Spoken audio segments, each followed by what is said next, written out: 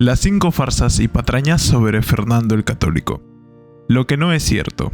Fernando II de Aragón nunca fue rey de Castilla y nunca existió Fernando V.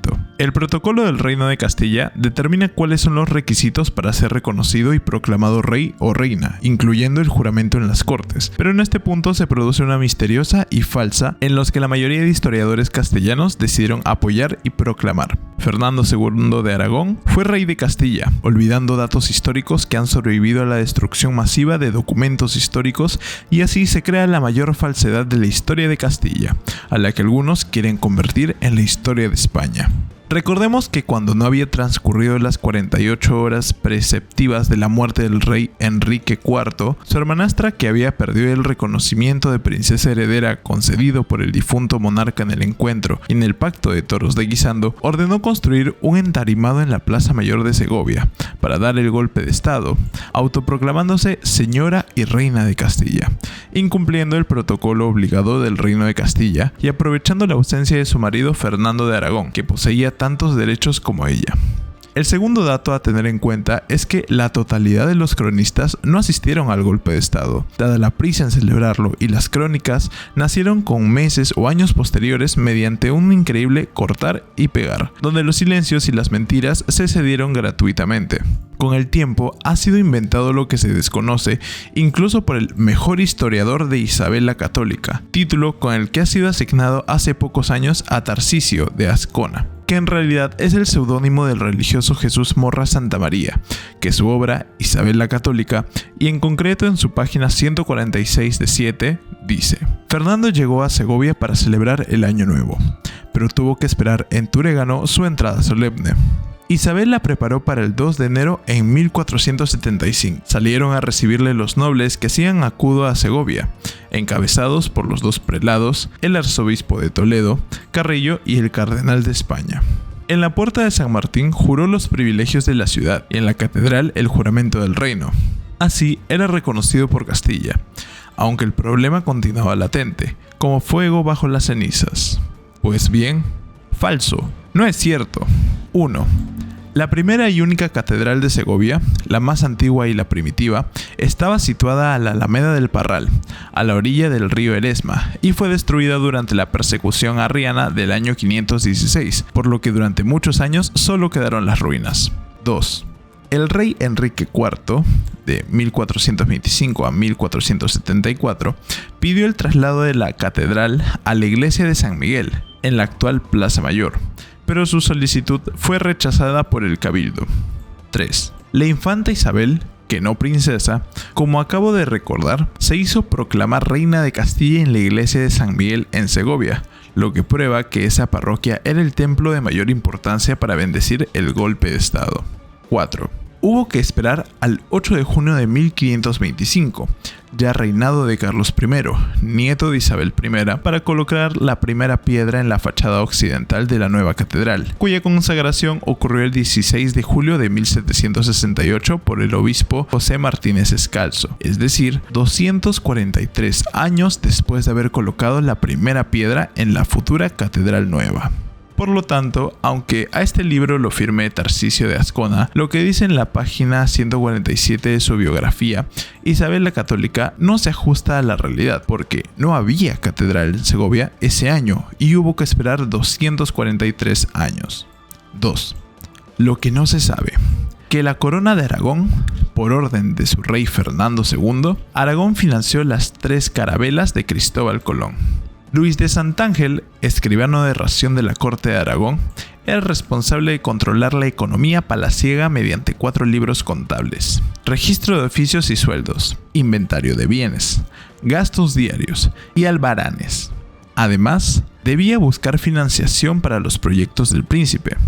Su familia, de origen judío valenciano, se integró en la administración aragonesa tras la conversión de su padre, Yehuda Chinillo, en 1415. Rebautizado como Luis de Santángel, Chinillo administró los negocios de la corona en Valencia y, más tarde, su hijo, también llamado Luis, fue enviado a Barcelona, donde asumió funciones contables al servicio de los condes. Los Santángel mantuvieron buenas relaciones con Alfonso V y Juan II de Aragón, este último incluso beneficiado por los servicios financieros de Yehuda Chinillo, quien adelantaba a la corona dinero procedente de deudas genovesas. Ya consolidado en la corte, Luis de Santángel conoció a Cristóbal Colón en Córdoba en 1486, durante la Guerra de Granada. Fue su amigo y defensor, incluso frente a la oposición académica. Tras la toma de Granada, Santángel convenció a su socio Francisco Pinelo para aportar 1.140.000 maravedíes, un tercio del coste de la expedición a las Indias, y logró que los reyes católicos aprobaran el proyecto, pese a los obstáculos del Santo Oficio hacia los cristianos nuevos. 3. Lo que es mentira. Que Isabel vendió sus joyas para financiar la conquista de las Indias. En 1917, en la Academia de la Juventud Católica de Valencia, don Francisco Martínez y Martínez, miembro de la Academia de Buenas Letras de Barcelona, ofreció una conferencia para reivindicar el origen valenciano de Luis de Santángel, desmintiendo que fuera aragonés o judío converso. Denunció también la omisión sistemática por parte de la Real Academia de la Historia de hechos vinculados a la Corona de Aragón. Martínez citó al historiador Biaciana, quien describe a Santángel como escribano de ración de los reyes católicos y gestor de las rentas del antiguo patrimonio. Fue un hombre de confianza de los monarcas y figura clave en la organización del primer viaje de Colón. Se mencionó también un valioso collar de rubíes, depositado en Valencia, como garantía de un préstamo de 20.000 florines. Aunque se solicitó otro pago de 9.000, no fue concedido, a pesar de las garantías ofrecidas, como el pago eclesiástico de los reinos de Aragón y Mallorca. La detallada descripción del collar destaca su riqueza y simbolismo político. Además, se registraron varios documentos notariales de 1489, en los que Santángel solicita 35.000 florines para financiar tropas en el asedio de Baza. Como garantía, se ofreció una corona real adornada con rubíes, diamantes y perlas. Todo ello quedó recogido en actas firmadas por el notario GasparEiximeno, y los jurados de Valencia ordenaron posteriormente el pago correspondiente a Santángel. En conclusión, las joyas reales ya estaban empeñadas cuando Santángel financió el viaje de Colón de 1.140.000 maravedíes de su propio patrimonio y sin intereses, cumpliendo su función como gestor financiero del rey de Aragón. Por tanto, no fue Castilla quien costeó el viaje. El documento original del préstamo se conserva en el archivo de la Corona de Aragón y certifica que, en abril de 1492, Santángel adelantó 17.000 florines para sufragar la expedición colombiana. 4. Lo que nadie quiere saber. Que Fernando II de Aragón poseía el 50% de los beneficios de las Indias. 5. Que nunca recibió el 50% de los beneficios de la conquista de las Indias. En 1936, año de la victoria, la editorial Heraldo de Aragón publicó una biografía de Fernando el Católico, escrita por Ricardo de Arco, que incluía su testamento. Es probable que la censura, más centrada en borrar contenidos republicanos, no considerara peligrosas las disposiciones finales del monarca aragonés. Aunque podría parecer un hallazgo milagroso, lo cierto es que el último testamento de Fernando II de Aragón fue redactado en Madrigalejo, en la casa de los frailes del monasterio de Guadalupe, donde el rey se alojó el martes 22 de enero de 1516.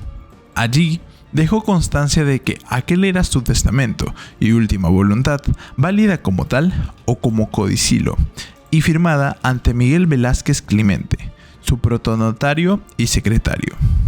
Así comenzó el rey católico a dictar sus últimas disposiciones.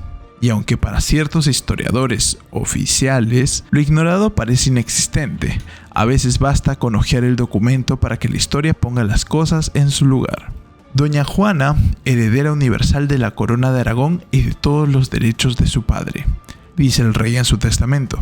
Ítem: hacemos e instituimos heredera y sucesora nuestra universal en los dichos nuestros reinos de Aragón, Sicilia, Quende y Allende el Faro, Jerusalén, Valencia, Mallorcas, Cerdeña, Córcega, Condado de Barcelona, Ducado de Atenas y de Neopatria, Condado de Rosellón y de Cerdaña, Marquesado de Oristán y Condado de Goceano, y las islas adyacentes, y en las ciudades de Bujía, Argel y Trípoli, en la parte que nos pertenece en las Indias del Mar Océano y en todos los castillos. Lo cual confirma que la conquista de las Indias fue financiada por Aragón, según demuestra la participación del escribano de Ración Luis de Santángel, y en consecuencia el proyecto era al 50%. ¿Y cómo puedo afirmar tamaña osadía cuando toda la gloria fue asumida por Castilla?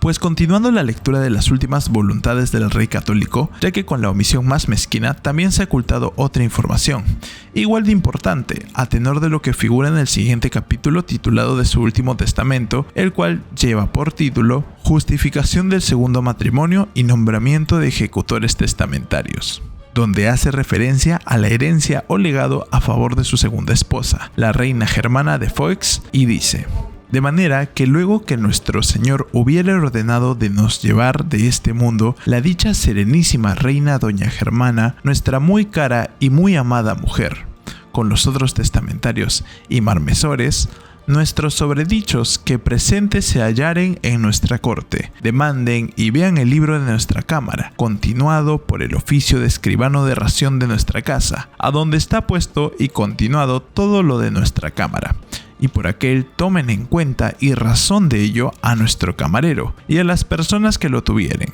y así, bien por los libros y cuentas del maestre racional y del nuestro tesorero general, vean lo que nos fuere debido hasta entonces, de cualquier rentas, donativos y servicios, y de cualquier otras rentas y derechos en los dichos reinos de la corona de Aragón. Y por lo semejante, reconozcan lo que nos debieren de las rentas de los maestragos, y de los 10 cuentos que tenemos de situado en las alcabalas, y de lo que habrá procedido de la parte que nos pertenece, y viene de las Indias, de lo cual todo hayan de haber verdadera y entera información los dichos nuestros testamentarios. Conclusión. Un pacto silenciado entre Isabel y Fernando. Aunque no se proclamó públicamente, Isabel de Castilla y Fernando de Aragón pactaron en silencio la empresa americana. 1. La corona de Aragón financió la compra de las 3 carabelas, aportando 1.400.000 maravedíes, igual a 17.000 florines. 2. Castilla, con mayor población, asumió la explotación y logística de la expedición. Sin embargo, al compartir los gastos al 50%, es lógico deducir que también acordaron repartirse los beneficios en la misma proporción. 3. Está documentado que Fernando asumió el coste de las naves y legó a su hija Juana el 50% de sus posesiones en las Indias y a su esposa Germana de Foix el 50% de los ingresos obtenidos hasta su muerte. Esto confirma el carácter compartido del negocio. No obstante, gran parte de la documentación relevante fue destruida por sus guardianes para no perjudicar a sus protectores, o desapareció de los archivos de los monasterios y conventos castellanos. Solo un hallazgo fortuito en bibliotecas nobiliarias, como las de Alba o Medina Sidonia, podría arrojar nueva luz sobre las tinieblas de la historia de España. No obstante, esta situación refleja la falta de voluntad de nuestras instituciones para seguir construyendo una historia que se adapte a los intereses de los historiadores reaccionarios. El autor de este texto es Antonio J. Planels, licenciado en Derecho y Filosofía y Letras, en la especialidad de Historia. Fue profesor de Historia de España, Protocolo y Ceremonial en la Universidad de Barcelona.